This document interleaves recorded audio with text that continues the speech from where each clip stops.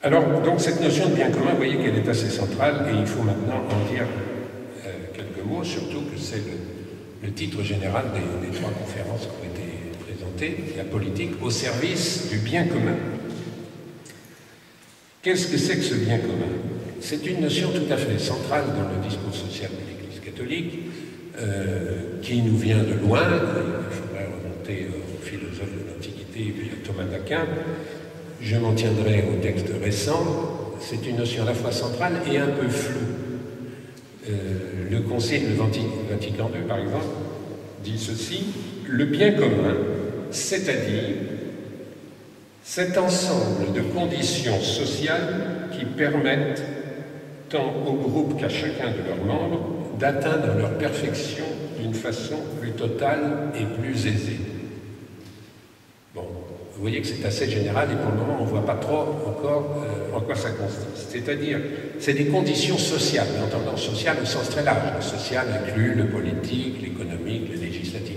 Toutes les conditions de la vie en société, eh bien, il y a un ensemble de ces conditions qui font que les personnes et les groupes vont pouvoir se développer mieux.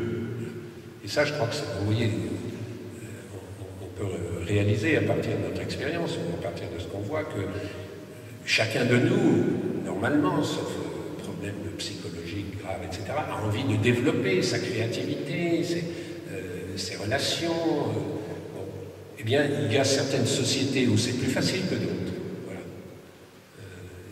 Quand les conditions sociales favorisent ou, au contraire, font obstacle.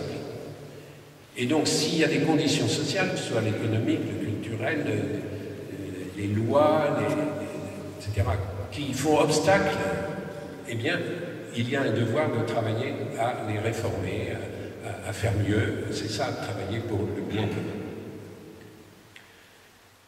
On y voit peut-être un peu plus clair sur en quoi ça consiste si on se reporte à la toute dernière encyclique de Benoît XVI, Caritas in Veritate. Aimer quelqu'un, c'est vouloir son bien et mettre tout en œuvre pour cela. Bon, ça, c'est intéressant parce que quelquefois, aimer, dans le vocabulaire chrétien, Dieu est amour, aimez-vous les uns les autres, on croit qu'il s'agit d'abord d'affectivité.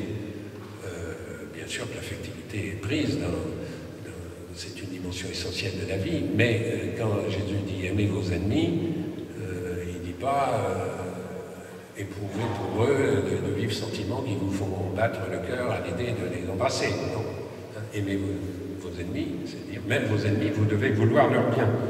Voilà.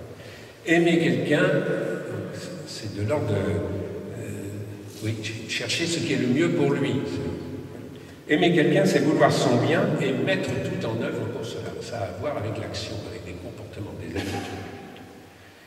À côté du bien individuel, il y a un bien lié à la vie en société, le bien commun. C'est le bien du nous tous, constitué d'individus, de familles et de groupes intermédiaires qui forment une communauté sociale. Je continue la citation de Benoît XVI. Œuvrer en vue du bien commun signifie, d'une part, prendre soin et d'autre part, se servir, alors faites attention, de l'ensemble des institutions qui structurent juridiquement, civilement et culturellement la vie sociale. Le mot institution est important, parce que c'est justement ça qui nous fait passer de la charité au niveau interindividuel à la charité politique. La charité politique, c'est se préoccuper des institutions, en prenant le mot institution au sens très large.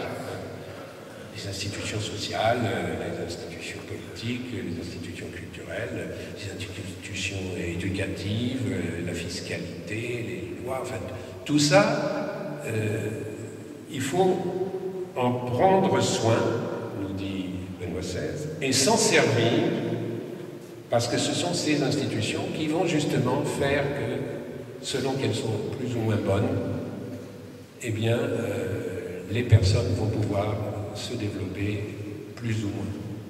Et ces institutions, elles structurent juridiquement, civilement et culturellement la vie sociale.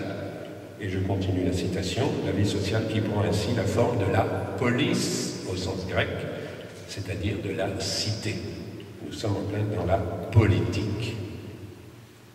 On aime d'autant plus efficacement le prochain que l'on travaille davantage en faveur du bien commun qui répond également à ses besoins réels. Donc, aimer efficacement son voisin, son prochain, c'est se soucier des institutions. Et voilà la citation que je cherchais tout à l'heure. Tout chrétien est appelé à vivre cette charité selon sa vocation et selon ses possibilités d'influence au service de la police. C'est là la voie institutionnelle, politique peut-on dire aussi, de la charité. Là, je crois qu'on est vraiment au cœur du sujet de ce soir. On est un peu dans le fondamental, mais je crois que si on arrive à retenir cette intuition-là, la voie institutionnelle de la charité. Voilà encore des mots qui d'habitude on ne met pas ensemble. Politique peut-on dire aussi. Vous voyez, il fait une sorte d'équivalence entre institutionnel et politique. Et cette voie-là, est-ce qu'elle est meilleure ou elle est moins bonne que l'autre qui consiste à secourir celui dont on croise la route? Eh bien, Benoît XVI ne va pas les hiérarchiser, et bien ça veut nous dire qu'elle est aussi bonne. Cette voie-là n'est pas moins qualifiée et déterminante que la charité qui est directement en rapport avec le prochain, en dehors des médiations institutionnelles de la cité.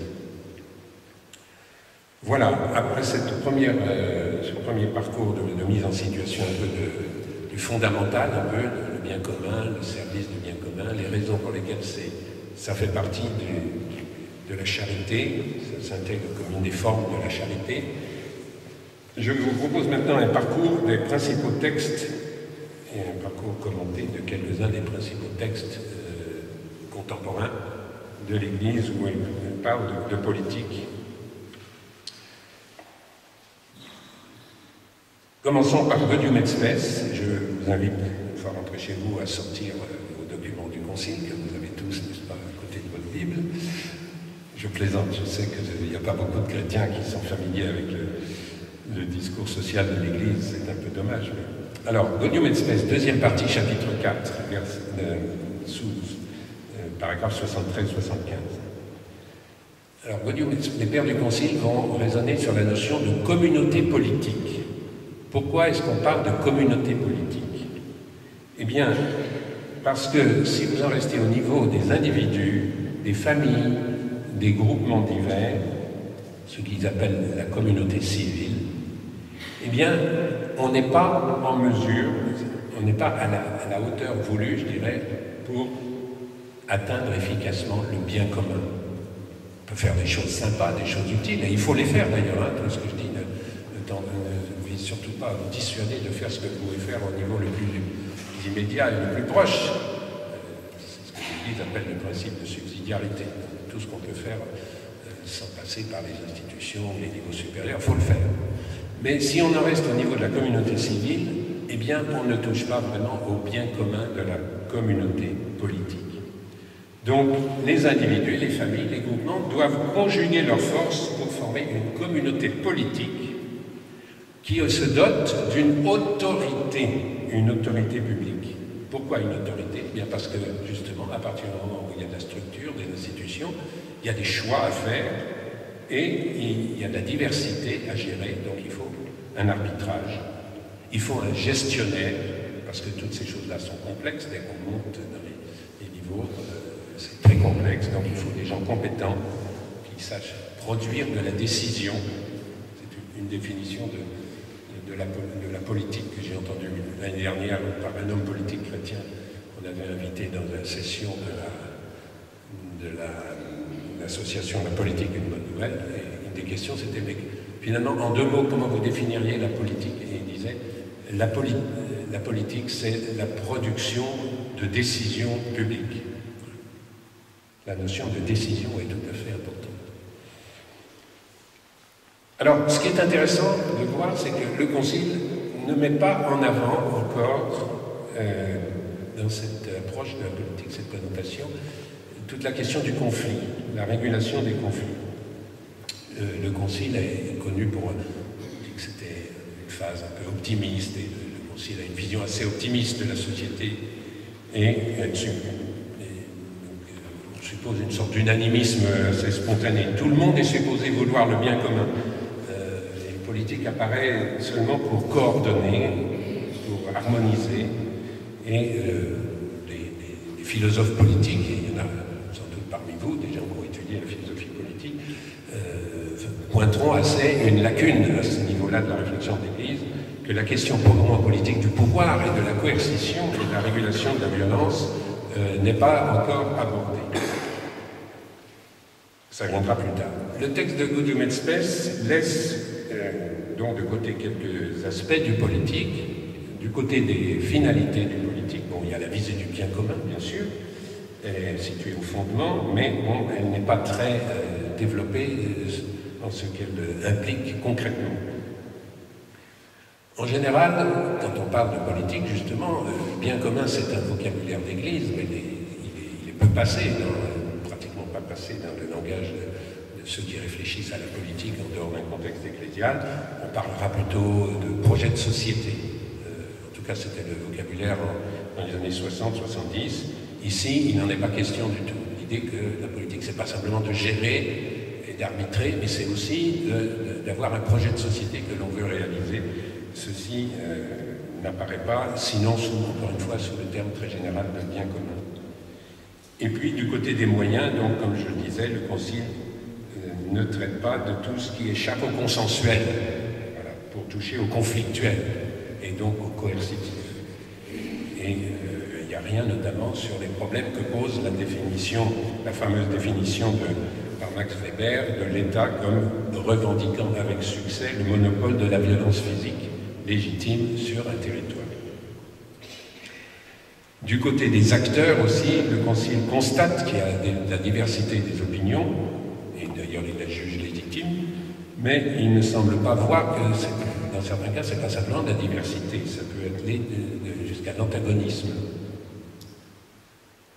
Parmi les choses à retenir encore du Concile, vous avez un jugement très positif sur la démocratie, chapitre 75, sous-paragraphe 1, une condamnation très ferme de toutes les formes totalitaires et dictatoriales de gouvernement, condamnation de toutes les atteintes aux droits des minorités, car c'est vrai que la démocratie, c'est pas simplement la loi de la majorité, ça c'est pour la dévolution du pouvoir, mais c'est aussi le respect des droits des minorités.